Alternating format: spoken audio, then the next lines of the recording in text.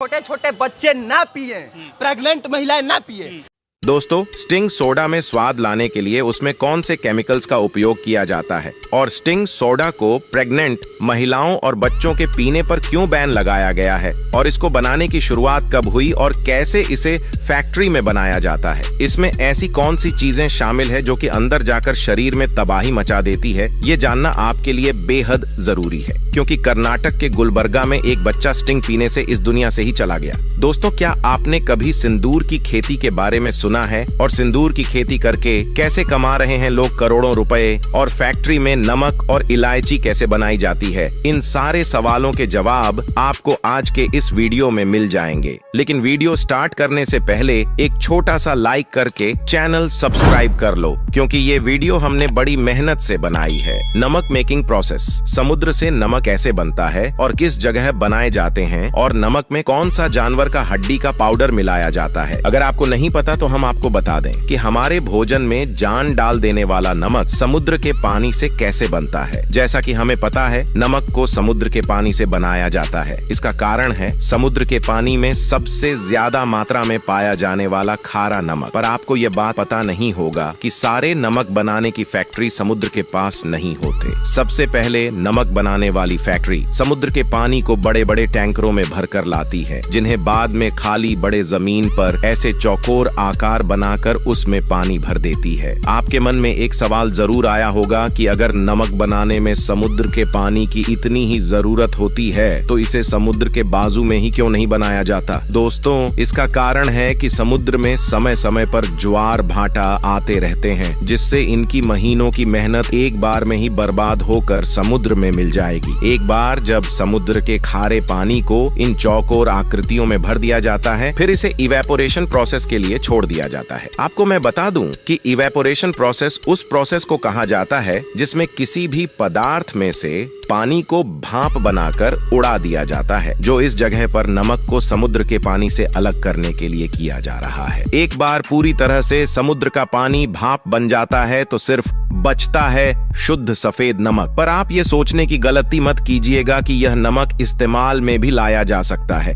क्योंकि इसे इस्तेमाल में लाना तो दूर, इसे अभी छका भी नहीं जा सकता। अभी इस नमक को प्यूरिफाई करने के लिए फैक्ट्री की तरफ ले जाया जाता है। प्यूरिफाई में ले जाने के बाद सबसे पहले नमक को बड़े बड़े ग्राउंडिंग मशीन में पीसा जाता है, ताकि इसके जो बड़े बड़े नमक के टुकड़े हैं वह छोटे छोटे आकार में बढ़ जाए। लगभग 1 घंटे के करीब पीसने के बाद इन्हें आगे भेजा जाता है, जहां पर इनके ऊपर पानी की धार छोड़ी जाती है। पानी की धार छोड़ने का बहुत प्रमुख कारण होता है, इससे जो नमक के अंदर छोटे छोटे पत्थर रह गए हैं वह सब निकल जाते हैं। एक बार प्योरिटी निकलने के बाद काफी हद तक नमक इस्तेमाल में लाने के लायक हो जाता है, पर अभी भी इस पर बहुत काम बाकी है। तेजी से पानी की धार देने से नमक पूरी तरीके से गीला हो जाता है, जिसके बाद इसे आगे पानी अलग करने की प्रक्रिया में भेजा जाता है। इस मशीन में जाने के बाद नमक और पानी को पूरी तरीके से एक दूसरे से अलग कर दिया जाता है और आखिरी में बचता है हमारे पास सूखा नमक। इसके बाद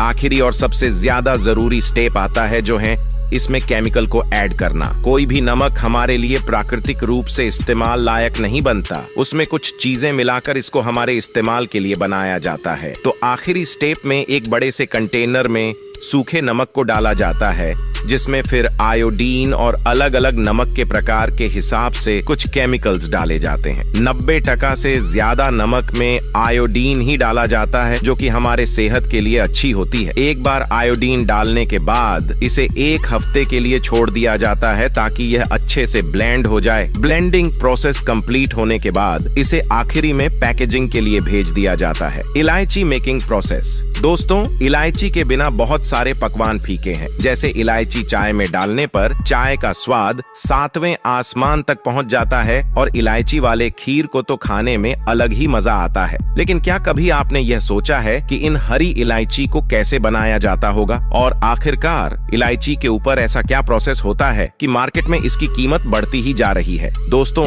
इलायची पेड़ों की टहनियों में नहीं बल्कि पेड़ों की जड़ों द्वारा जमीन पर उगते हैं और इलायची के कच्चे फल कुछ इस तरह के दिखते हैं। यही फल कुछ प्रोसेस के बाद इलायची बन जाते हैं तो इलायची उगाने की शुरुआत होती है प्लांटिंग प्रोसेस से। सबसे पहले बड़े और अच्छे क्वालिटी वाले हरे इलायची के दानों को निकालकर पानी में 1-8 घंटों तक रखते हैं, जिससे कि इलायची के दाने अंकुरित होने लायक मुलायम हो जाते हैं। तो अब इन दानों को पानी से निकालकर टिश्यू पेपर से पोंछकर सुखा लेते हैं और मार्च से मई महीनों के बीच इनके प्लांट तैयार किए जाते हैं। इनके फल अंकुरित होने के पहले सप्ताह से ही इलायची के फलों में से कच्चे इलायची की महक आने लगती है और दूसरे सप्ताह समाप्त होने तक सारे इलायची के फल की हार्वेस्टिंग भी कर ली जाती है। हार्वेस्टिंग के बाद इन कच्चे इलायची को ड्रायर मशीन में डालकर लगभग 50 डिग्री सेल्सियस के गर्म तापमान पर सुखाते हैं ताकि इलायची के कच्चे फल सूखकर रेडी हो सके। अगले प्रोसेस में इन सूखी इलायची पर पॉलिशिंग किया जाता है। ऐसा इसलिए किया जाता है ताकि इलायची और ज्यादा खूबसूरत और चमकीला दिख सके। उसके बाद इनकी पैकिंग करके मार्केट में भेजने के लिए रेडी कर दिया जाता है। सिंदूर मेकिंग प्रोसेस। दोस्तों, सिंदूर को आमतौर पर कुमकुम के नाम से भी जाना जाता है। पहले आपको बता दें कि इनके पौधे को बिक्सा और एला के नाम से जाना जाता है और इनके पौधे को लगाने के लिए एक गड्ढा खोदकर उसमें उर्वरक को डाल दिया जाता है और इसमें अच्छे से पानी दिया जाता है और इसके साथ धूप भी मिलना जरूरी है और लगभग 3 साल बाद इनमें फल लगने लगते हैं। और जब इनके फल आने लगते हैं और इन फल का आकार मटर के समान चपटे होते हैं और इनके फल सरसों की तरह छोटे छोटे दाने के रूप में होते हैं। इनके फल शुरू में हरे रंग के होते हैं और पकने पर लाल हो जाते हैं और उसके बाद हल्के भूरे रंग के भी हो जाते हैं और जब यह भूरे रंग के हो जाएं तो इन्हें तोड़ लिया जाता है। सभी फल से इनकी फलियां निकाली जाती हैं। अब तोड़े गए फल को छीलकर उसके दानों को निकाल लिया जाता है और आखिर में निकाले गए फलों को ग्राइंडर में पीस लिया जाता है, जिसके बाद कुछ इस प्रकार हमारा शुद्ध और पवित्र सिंदूर बनकर तैयार हो जाता है और उसके बाद इन्हें बिकने के लिए भेज दिया जाता है। Sting making process. दोस्तों, एनर्जी ड्रिंक पीने का खुमार आजकल सर चढ़कर बोल रहा है। बच्चे से लेकर बूढ़े तक सभी इनका इस्तेमाल करते हैं, लेकिन क्या आप जानते हैं कि एनर्जी ड्रिंक का ज्यादा सेवन आपकी जान ले सकता है और इसीलिए स्टिंग जैसे एनर्जी ड्रिंक बच्चों और प्रेग्नेंट लेडी के लिए बैन है। दोस्तों,